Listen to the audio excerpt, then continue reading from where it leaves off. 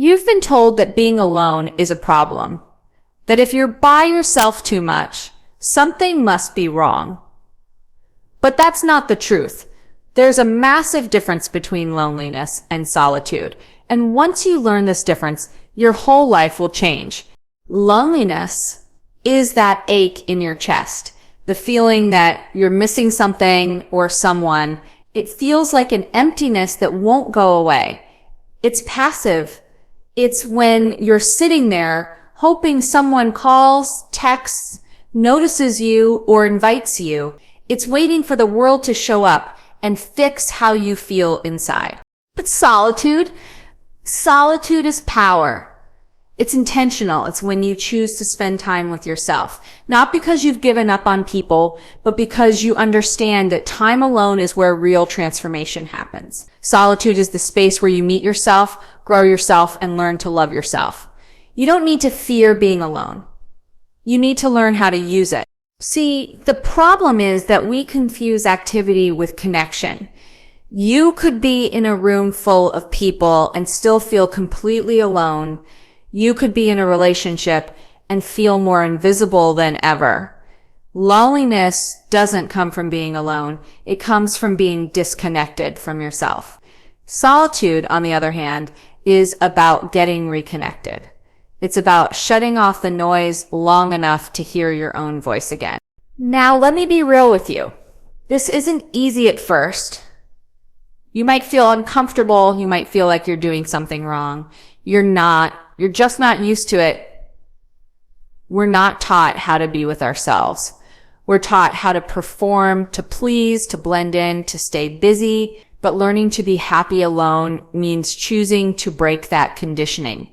It means slowing down, getting quiet, and facing the parts of yourself you've been avoiding by constantly being surrounded by other people or distractions. And here's the breakthrough. When you start to lean into solitude instead of running from it, you stop needing everyone else to fill your cup. You become the source. That means you're not chasing relationships to feel enough. You already are enough. You're not constantly posting, scrolling, or people-pleasing to feel seen. You've already seen yourself. You've already validated your own worth. You can read all the books, listen to all the podcasts, attend all the seminars, but until you learn how to be okay sitting in a room by yourself without numbing, without reaching for your phone, without feeling like you're missing out, you haven't really done the work. That's the real test. That's where happiness starts. When your own company becomes enough, you start small. You take yourself out to lunch. You sit in silence for 5 minutes. You take a walk with no music, just your thoughts. And yeah, it might feel weird at first, but the more you do it, the more you'll start to notice things like your preferences, your thoughts, your patterns. You'll begin to feel more grounded, more in control, more present. You stop performing. You stop pretending. You start showing up as you, not who the world told you to be. Solitude teaches you emotional independence, and that's the key, because once you've built that, no one can take it from you. You can be in a crowd or completely alone and still feel whole. That's the power of solitude. That's the gift of choosing to be with yourself. You don't need to be afraid of being alone. You need to reclaim it. Make solitude your strength. Use it to understand who you are, what you want, and where you're going. Because when you know how to be happy alone, you'll never settle for halfway love. You'll never attach your self-worth to someone else's attention. You'll stop chasing validation and start living from a place of purpose and power. So the next time you're alone, don't reach for your phone. Don't numb out. Don't panic. Sit with it. Lean in. That silence, that stillness, that's where your real life begins. Your relationship with yourself is the most important relationship you will ever have. And yet it's the one we neglect the most. We spend years trying to make other people happy, trying to be liked, trying to fit in. We bend ourselves into versions that look good on the outside but feel empty on the inside. And then when we're alone, when the noise dies down, We don't even know who we are without all that performing. That's the moment when the truth shows up. If you don't like being with yourself, you're going to struggle in every other part of your life. Think about it. If you talk to yourself like a critic, if you doubt yourself every time you have an idea, if you constantly compare yourself to others and pick yourself apart, how in the world are you supposed to feel confident? How are you supposed to build real happiness when your own mind has become a battlefield? You can't. And this is where most people get stuck. They think happiness comes from other people loving them, supporting them, choosing them. But here's the truth. Other people can only meet you as deeply as you've met yourself. When you start to actually build a better relationship with yourself, when you start speaking to yourself with kindness, showing up for yourself with discipline, treating yourself with respect, everything changes. You stop chasing people who don't value you. You stop tolerating situations that drain you. You raise your standards, not because you're better than anyone else, but because you finally understand your worth. And that understanding doesn't come from outside. It comes from within. You have to start showing up for yourself the way you wish other people would. Stop waiting for someone to give you permission to be proud of yourself. Stop waiting for someone to notice your effort. You notice it. You celebrate it. You validate it. That's where self-respect comes from. It's built in those small private moments when no one's watching and you choose to keep going anyway.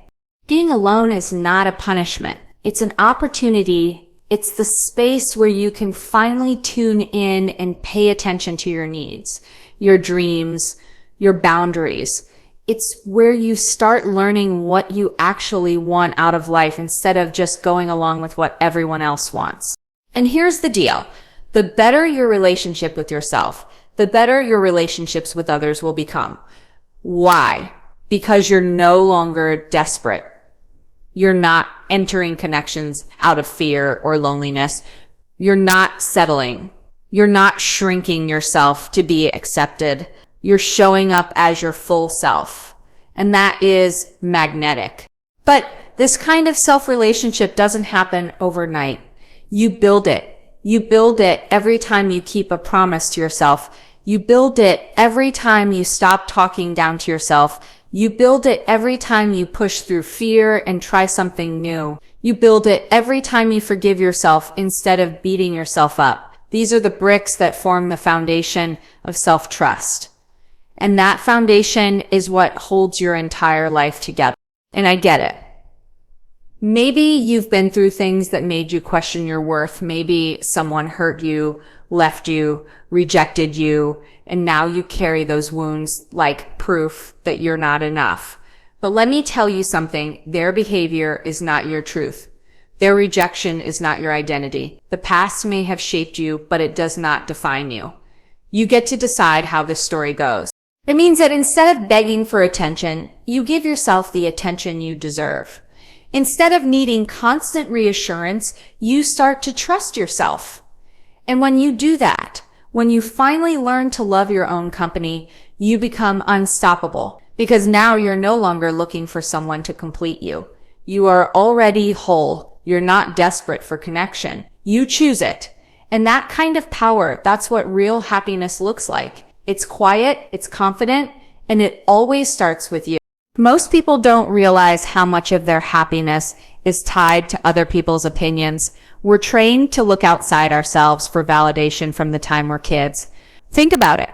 You got praised when you followed the rules, smiled when people told you to, and performed in ways that made others comfortable. You were taught to care about what others think, to seek approval, to be liked, and without even realizing it, you start living for the applause instead of your own peace. You measure your worth based on someone else's reaction. But here's the truth. If your happiness depends on other people's approval, you will never feel truly free. Because here's what happens. You keep adjusting yourself to meet everyone else's expectations. You filter your words so you don't upset anyone. You shrink your dreams so you don't seem too much. You wait for someone to tell you you're doing a good job before you allow yourself to feel proud. And that's exhausting. You're constantly performing, constantly seeking, constantly wondering, do they like me? Did I say the right thing? Am I enough? That mental loop never stops until you stop it. And you stop it by realizing that external validation is temporary and it's addictive. The likes, the compliments, the approval, it feels good in the moment, but it fades fast. And when it's gone, you're left chasing the next fix. It's just like any other dependency. You don't feel steady because your sense of worth is in someone else's hands. One negative comment can ruin your day. One look of disapproval can make you question yourself. That's not happiness. That's emotional slavery. You want to be free? Then you need to start validating yourself. You need to stop waiting for someone to tell you you're enough and start deciding that for yourself.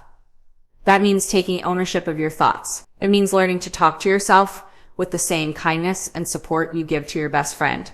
It means recognizing your own effort even when no one claps. Self-validation is not arrogance. It's not pretending you have it all figured out. It's about acknowledging your growth, honoring your boundaries, and trusting your own voice. It's standing in front of the mirror and saying, I'm proud of the way I handled that, even if no one else noticed. It's finishing a small task and celebrating your consistency. It's feeling sad and not judging yourself for it. It's being honest about who you are, even when it's messy. You build this skill by catching the moments when you're seeking approval and consciously shifting. Ask yourself, what am I really looking for right now? Why does their opinion matter more than mine?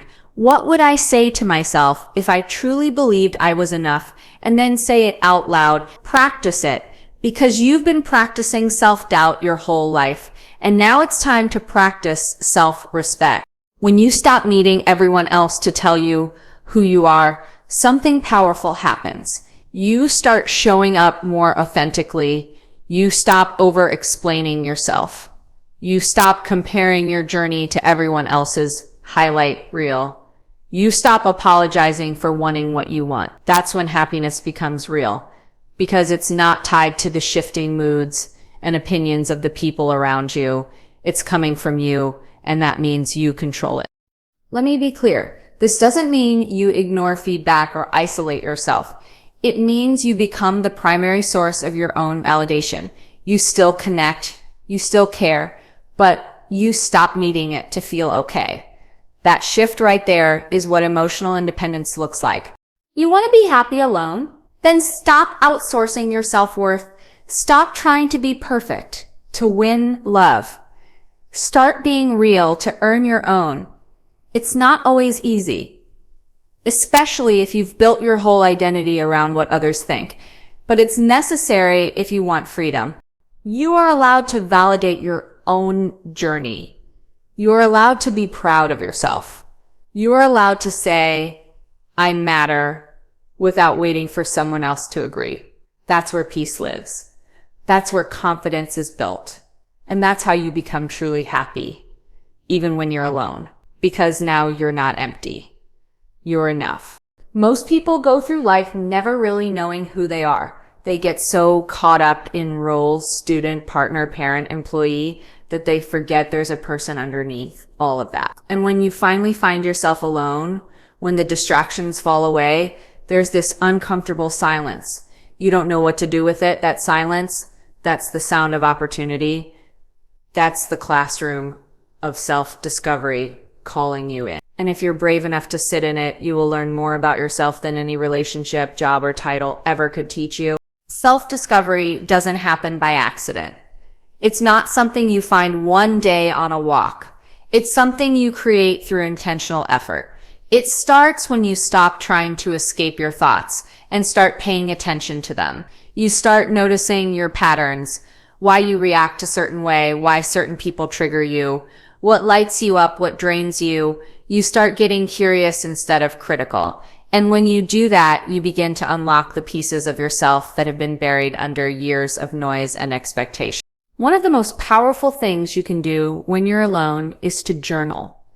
I'm not talking about writing perfect essays or documenting every detail of your day. I'm talking about getting honest.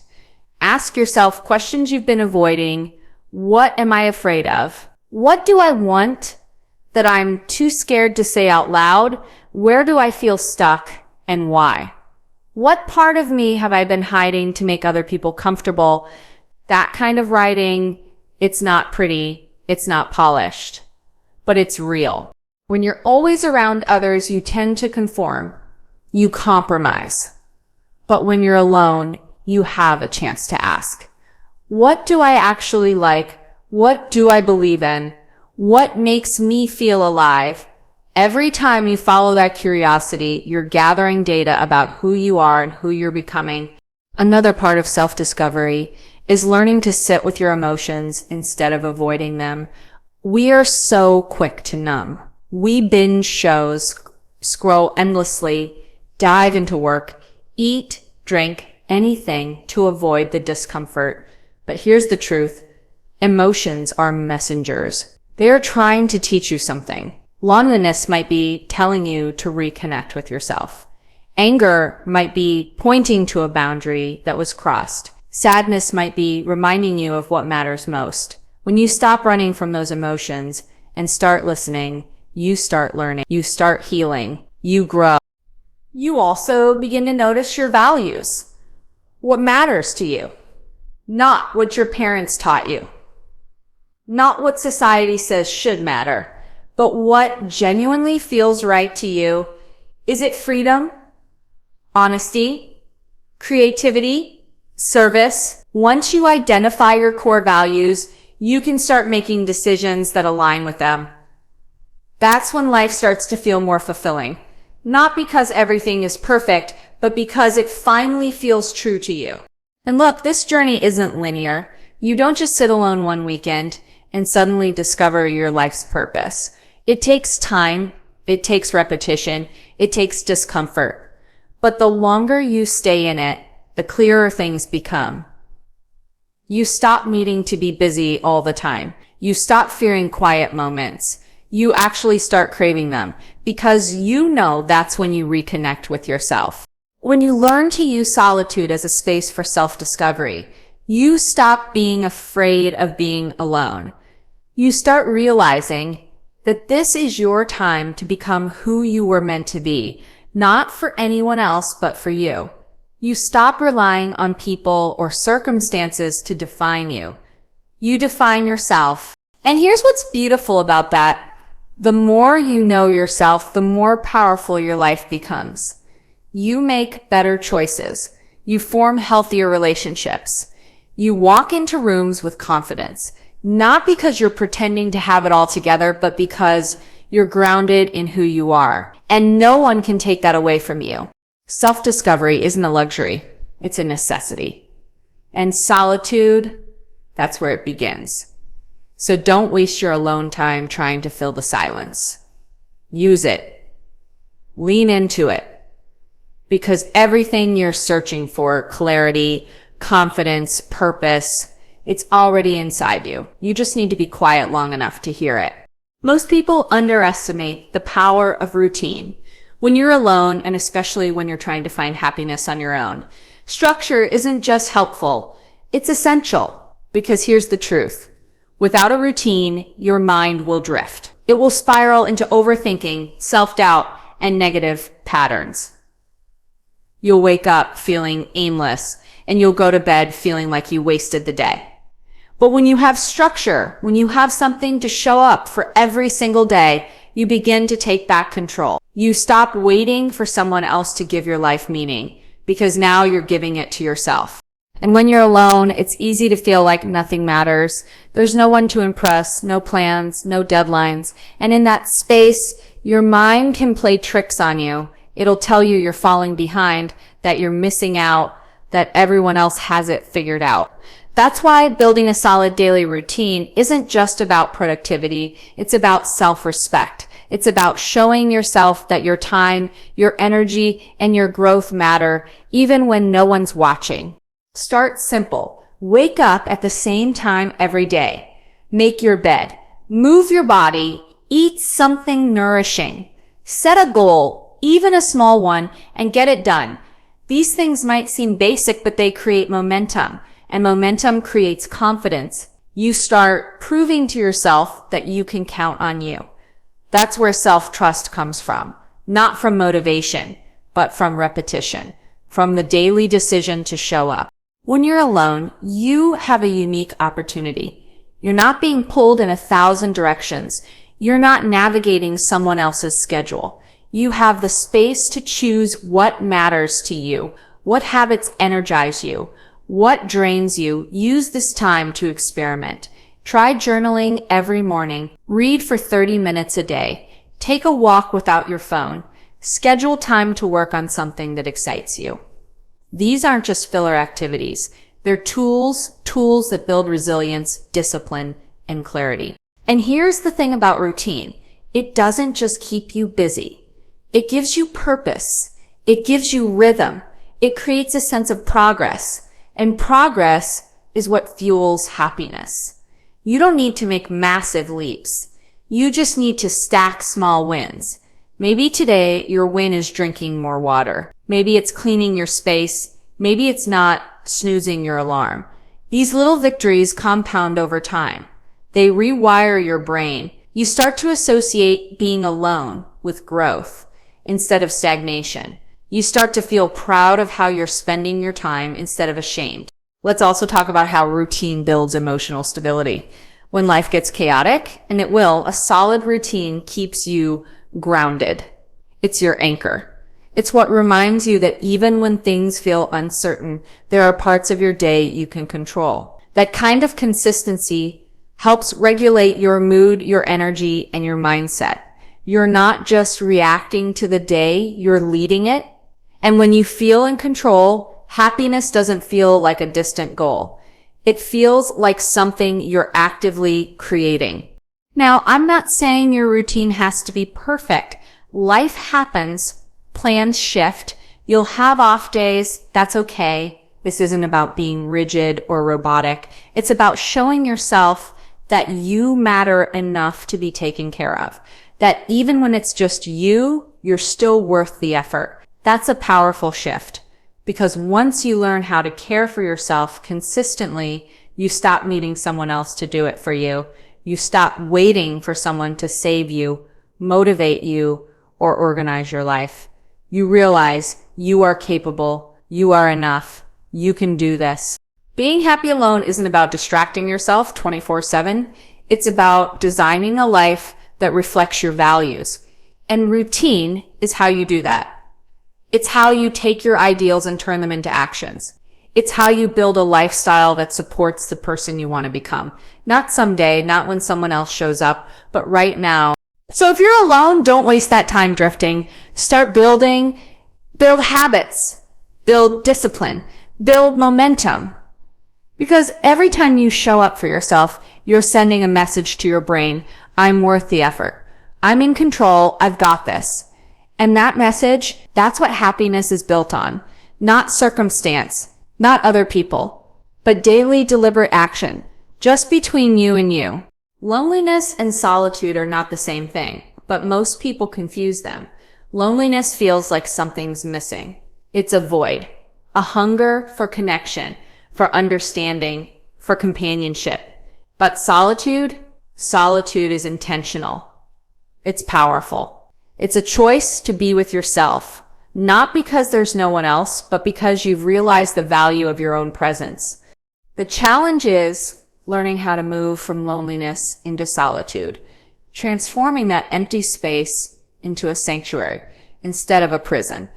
The truth is, most of us fear being alone because we associate it with rejection. If we're not surrounded by people, if no one is texting us back, if there's no one asking us to hang out, we immediately start wondering what's wrong with us. Our self-worth takes a hit. But here's what no one tells you. Just because you're alone doesn't mean you're unworthy. And just because you're not in constant company doesn't mean you're not loved. Being alone is a circumstance. Feeling lonely is a mindset, and you have the power to change that mindset. Start by shifting the way you talk about being alone. Stop using language that reinforces lack, saying things like, I'm just by myself or I have no one makes you feel small. Instead, start framing it differently. I'm spending time with myself, or I'm learning to enjoy my own company. Words matter. The way you describe your life becomes the way you experience it. So choose words that empower you, not words that shrink you. Then take a look at the stories you're telling yourself when you feel lonely. Are you assuming that everyone else is out living their best lives while you're stuck at home? Are you replaying moments of past rejection and using them as proof that you're not enough? Catch those thoughts, question them, because 99% of the time the story your brain is spinning isn't based in reality. It's based in fear, and fear is not a reliable narrator. To move from loneliness to solitude, you need to start creating experiences that reinforce the value of your alone time. Don't just sit in silence and scroll your phone while telling yourself you're spending time alone. That's not solitude, that's distraction. Solitude is about being present with yourself. It's about being fully engaged in the moment, even if that moment is just drinking your coffee slowly or sitting on your porch listening to the wind. When you become present, your sense of lack begins to fade. You start to realize that peace was available all along. You were just too distracted to feel it. Another powerful way to move out of loneliness is to develop rituals, not routines. Rituals are things you do with intention, things that feel sacred. Light a candle while you read, play your favorite music while you cook dinner, dress up even if you're not going anywhere. These rituals create a sense of care. They say to your nervous system, I'm safe, I'm okay, I matter. Over time, these small acts of self-honoring start to rewire your brain. You stop seeing time alone as empty. You start seeing it as full of possibility. And let's not ignore the deeper emotional work. Sometimes loneliness is your soul's way of saying, hey, there's something you haven't dealt with yet. Maybe you're still holding on to a past relationship. Maybe you've been avoiding the grief of something you lost. Maybe you've been keeping busy so you don't have to feel the truth of what's going on inside. Solitude gives you space to feel all of it. And while that might sound overwhelming, it's actually freeing, because when you allow yourself to feel without judgment, you begin to heal. You also build emotional independence. You learn that your worth doesn't depend on who texts you back, that you can enjoy a sunset, a movie, a meal, or a walk without needing someone else to validate the experience. And that independence, that's the foundation of inner strength. Because when you know how to hold space for yourself, you stop fearing abandonment.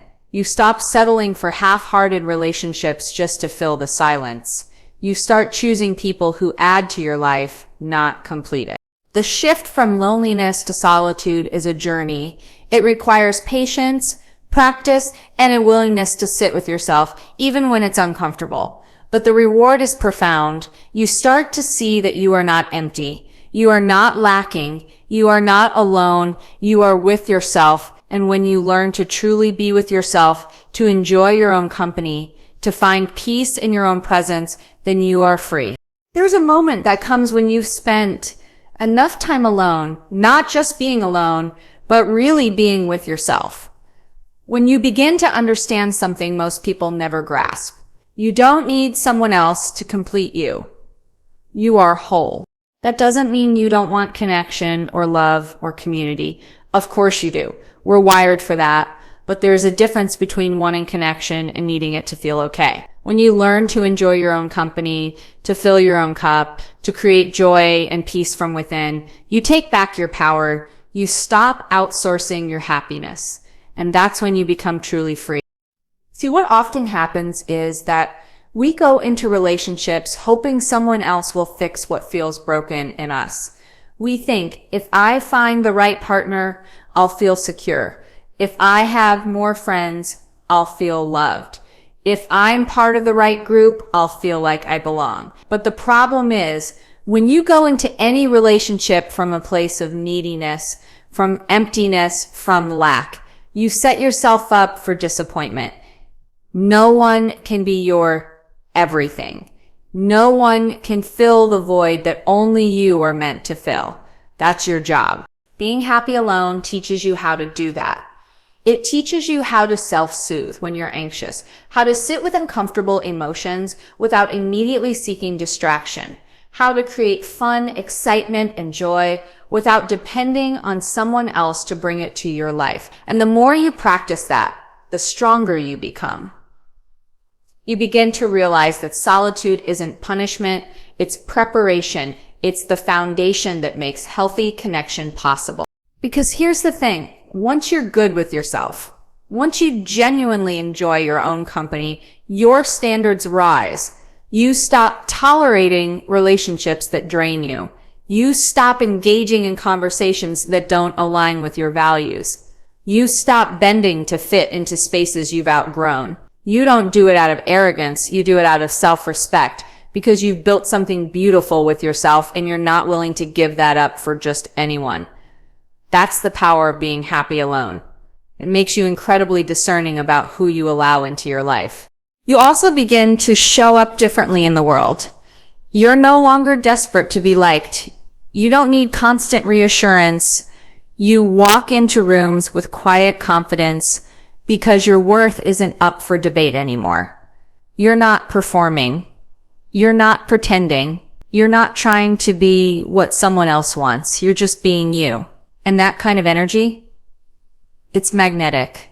People feel it. They respect it because it's rare. And let's not forget, when you're happy alone, you're more available for real connection. Not surface level stuff. Not relationships based on codependency, but deep, grounded, mutual relationships where two people choose each other, not because they need to, but because they want to. You bring your whole self to the table, and so do they. And that kind of connection, that's where love thrives. That's where friendship becomes family. That's where community becomes home. But none of that can happen if you skip this part. If you rush through your alone time just to get to the next chapter, you miss the point.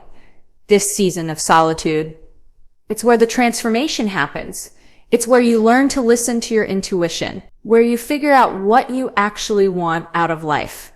Not what your parents want, not what your friends expect, but you. It's where you start to create a life that feels like yours. So don't fear being alone. Embrace it. Use it. Let it shape you. Because the person who emerges on the other side, they are strong. They are self-aware. They are joyful. And most importantly, they are whole. Wholeness doesn't mean you don't want connection. It just means you're not dependent on it. You've learned to generate your own peace, your own joy, your own fulfillment. And when you can do that, you become unstoppable. You don't have to wait for someone else to show up in your life to start feeling complete. You don't have to keep chasing something outside of yourself, everything you've been searching for. It's already in you right now.